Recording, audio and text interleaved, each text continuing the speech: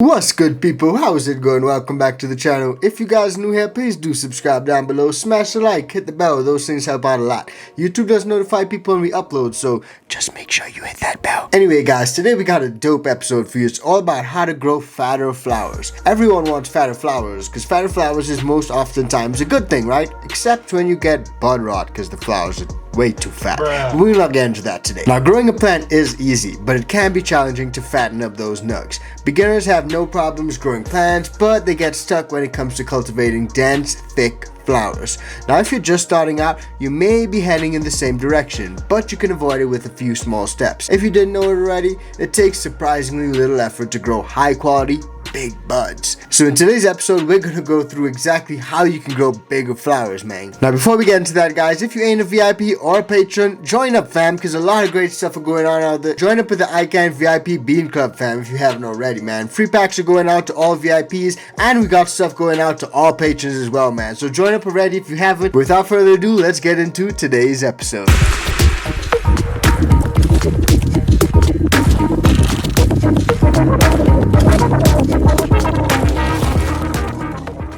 Yes guys, now why do a lot of people want to grow fat nugs? It doesn't make sense, or does it? Well, there are a few different reasons. Fat buds aren't just about the aesthetics. There are many reasons why you prefer fat flowers and why growers want to grow fat flowers. Here are a few reasons growers like to grow fat flowers. Optimal potency and performance. Maybe you got a high THC strain to grow, but if the flowers aren't big, you may not get as lit as you would expect, right? That's because the flower size is proportional to their potency and performance. So to maximize the bud's potency and performance, you want to grow some fat flowers like they were intended to grow, right? Another big one is delicious texture and flavor profile. The smaller flower may not have the best terpene profile, which ends up affecting its overall taste and aroma, but you don't want that. On top of that, a poor terpene profile can even lead to a bad taste or aroma that can completely ruin the experience of consuming your flower. So it's always advised to grow some bigger flowers with a rich terpene profile so that you and your friends can enjoy all that your flowers have to offer. I found that the buds flatten up a lot in the last couple weeks of flower, so don't harvest too early because you can shoot yourself in the foot. Another line of thinking is that it's longer with shelf life. Fatter flowers are healthier because they contain enough nourishment to last longer in storage.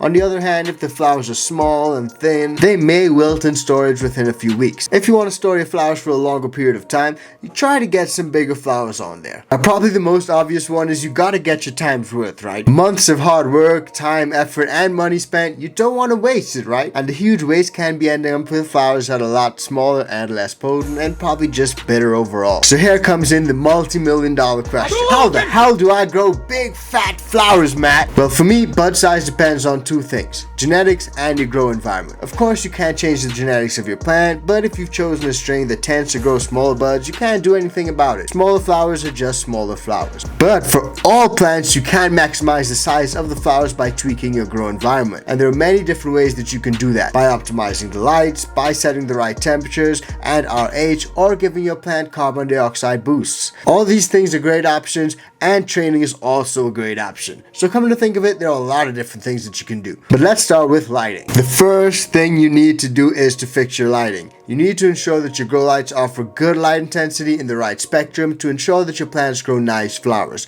This is because your plants use light the most during the veg stage and flowering stages to grow. A lot of people consider it the most important too. I actually did a poll recently and over 1,000 people voted, and a lot of you said the light is the most important fixture in your grow room. So that said, you need to focus on four things in regards to the grow light: the light's distance from your plant, the light intensity of the light, the color spectrum of the light, and the light cycle. So let's take a look at these little things in detail. First off, light distance. That'll vary depending on your light. The light source distance from the plant is crucial for plants' photosynthesis and growth. If the light is too far away, your plants may experience a light deficiency. And if it's too close, your plants may experience light burn. Both of those things are not good for your plants and will eventually lead to smaller buds. A light intensity is also important. That's pretty much how much light your plant gets. This is crucial because your plant's growth and flower size depend on the light intensity. If your plant does not get an adequate amount of light, it may grow larvae low quality popcorn flowers, since the plant just can't get that energy. Now, light intensity differs from light wattage. Wattage refers to the energy consumption, not light output. A 1000 watt LED does not produce the same intensity of light as a 1000 watt CFL or HID lamp. So just keep that in mind. Some people even cop a light meter so they can see how many lumens their light source emits limits and identify if they need to add more lights. Now, I speak about light spectrum a lot on this channel, and I love Mars Hydro's full spectrum LEDs. Did you know that the color of the light can actually influence your plant's growth and flower production? Each color of light has a unique wavelength. For example, purple has a wavelength of 400 nm, and the color of wavelength impacts your plant's growth. Additionally, light panels also have a dominant color. For instance, a lot of those metal halide lights are often blue dominant, so for the best growth, you need to choose a light source that emits the light spectrum that's best for your plant's growth. Perfect. During the seedling stage, they like a lot of blues. During the veg stage, they also like a lot of blues, but during the flowering stage, they prefer a more red spectrum. A lot of the older lights like metal halide, CFL, or HPS, they can't change their color spectrum at all. But a lot of the modern LED lights are full spectrum, and they come with external dimmers so you can reduce your brightness. Check out some of the Mars Hydro lights at the end of the video and you won't regret it, man. Use the discount code ICANTHC and snag a discount as well. They always got sales running. They got one running right now actually, so snag a double discount with that discount code. Thank me later, fam. Now, when it comes to achieving those fat yields, guys, you gotta set the right temperatures and dial in your RH.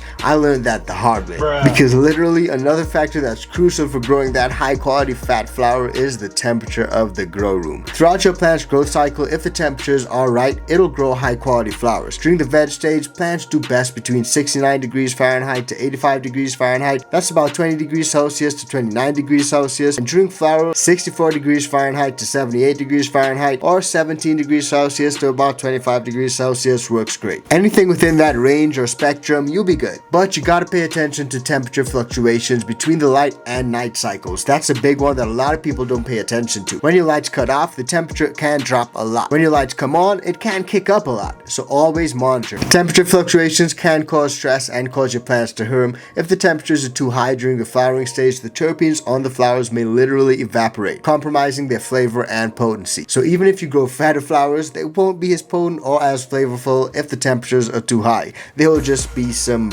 big nugs that taste like crap, pretty much. But on the other side, if the temperature is too low during the flowering stage, the plant may experience stunted growth and a lowered rate of photosynthesis. But you know, I got a few tips that can help you out to lower that temp or raise that temp, depending on where you're at. If your grow room is too hot, you can use an air conditioner to cool the room down, or you can also use a swamp cooler if your room is also dry, because that cooler raises humidity a bit. If the temperature spikes occur due to the lights, you can switch to LED lights with heat sinks that prevent them from getting too hot. You can even switch the light cycle and time it in such a way that the lights are out during the hottest part of the day and they come on during the coldest part of the day. Ah, smart. And it's always a good idea to improve air circulation with oscillating fans and exhaust or inline fans. Now, if the temperatures are too low, you can install a heater in your grow room. Just make sure that it doesn't blow hot air directly on your plants. When it's super cold, a lot of growers also switch to HPS lights or metal halide lights that generate heat. A lot of people say those are their winter lights. Now, a nice little hack also is that you can use heating mats or cables underneath the plant, and that helps to raise the heat just a little bit on the plant surface bottom, which you can also insulate your grow room. And if you're outdoors, a lot of people build a polytunnel or greenhouse, and that helps them to lock some of that warmth in and keep the cold out. Now, a little temperature or humidity monitor goes a long way so that you can monitor your grow room's environment. It's a small investment that can make a big difference in your plant's health and in your mental health, just so you don't lose your shit when your plants get fucked. Now, adding some extra CO2 is a great way to boost your plant's performance. Carbon dioxide is essential for plants and photosynthesis. A lot of studies have shown the higher carbon dioxide, the better the plant grows with bigger yields. According to one study, plants can actually experience continually increased growth until the carbon dioxide levels in the grow room reach 10,000 ppm. But that doesn't mean you gotta pump 10,000 ppm of carbon dioxide into your grow room. That would be dangerous for you. Instead, you should aim to increase the carbon dioxide concentration in the grow room to around 1200 to 2000 ppm,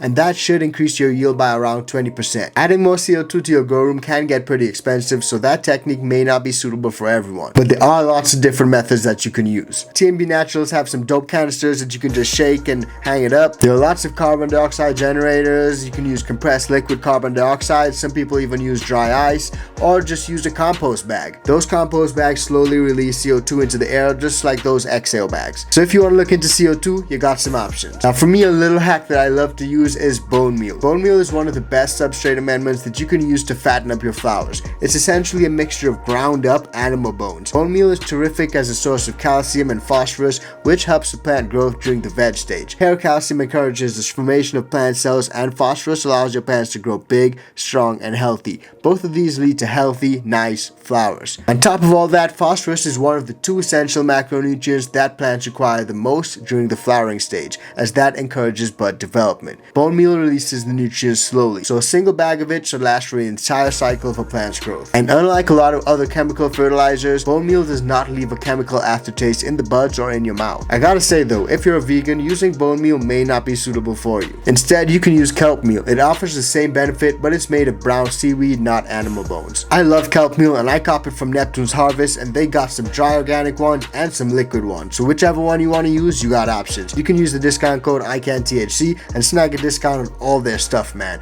Their liquid organic stuff and their dry organic stuff is amazing. Now, ideally, the best time to add bone meal to improve flowering is just when the flowers start to appear, but you can add it during early veg as well if you want to. Now, another little pro tip is to remove the dead leaves from the plant during bloom. When your plant enters the flowering stage, you need to remove any of those dying leaves on the plant. Dying leaves are a lost cause. They consume the plant's resources that can otherwise be used to be growing bigger flowers. Typically, you can spot dying leaves pretty easily because they're usually like yellow and brown and hanging and dying and stuff, and they literally are just there sucking the plant's energy. So get rid of them. A lot of people also use a training technique called lollipopping, which is pretty much where you remove all the growth from the lower third of the plant, or maybe even the lower half, depending on how you're feeling. And what's left is all those buds up top, which are getting a lot of light, so the plant focuses all its energy on fattening up those nugs. The result is no popcorn buds, no larvae, but a lot of fat nugs up top. Now, you know I saved the best for last because the most important one is harvesting at the right time. Flowers tend to grow until the end, but that doesn't mean you gotta wait until the very end. You need to harvest at the right time, which can be a little bit confusing for new growers. Harvesting at the right time will determine the effects of the flowers, and the right time to harvest depends on factors like training methods that you use, the grow medium that you use, strain, genetics, desired yield, your preferences, all that stuff. Now, the key thing here is to understand what you're working with.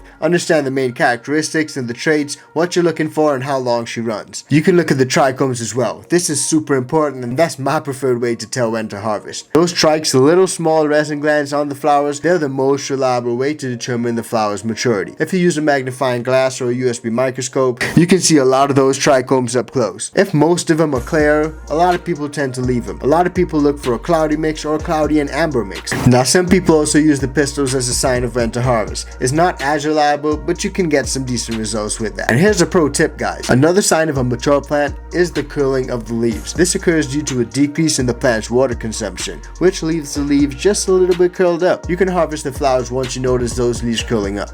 But it's important to note as well, the curling of the leaves can also be a sign of water or nutrient deficiencies. So for me, what I like to do is literally just touch the leaves, and if it feels swollen, it's often filled with water. If it feels very soft and flaccid, then it's probably a water deficiency. So these are all methods that you can use to check your plant's maturity and harvest accordingly. Make sure you don't harvest too early because the flowers would not have grown enough, and you probably end up with some flowers that are small and taste like hay. But don't wait too long either. The flowers will grow big, but they may not be as potent or as flavorful. So all in all, growing fatter flowers is something that everyone wants from their plants, but it does not happen automatically. You need to work for that shit. So if you want to get bigger yields, you can use this video and the methods in this video to encourage your plant to grow some of those bigger flowers. And also, guys, you don't need to use every single method that I mentioned in this video. Some may be too expensive or time consuming, and you just may prefer some of the others. Choose methods that work for you, and you can adjust accordingly. As long as you take good care of your plant and fine tune your grow room's environment, your plant will take good care of you. So smash the like button for that, guys, because today's episode was a dope one and everyone wants to grow nicer flowers. This video is brought to you by Mars Hydro, where they have a variety of grow lights and grow tents for growers of all experience levels. Whether you're a small home grower or setting up a slightly bigger commercial operation, they have the tents and lights for you. They have tents for every space and need, including the new 2-in-1 tents. And they also have a wide variety of lights to choose from, including full spectrum LED and the new detachable FCE series. Links to all of the products that we use on this channel, including the Mars Hydro grow lights, are in the description below. Be sure to use the links below to support the ICANTHC channel. You can also save a few bucks on the Mars Hydro website by using the code ICANTHC at checkout for store-wide savings. Don't forget to use the code and save yourself a few bucks. Now, back to the video. And we'll see you on the next one. Peace, fam!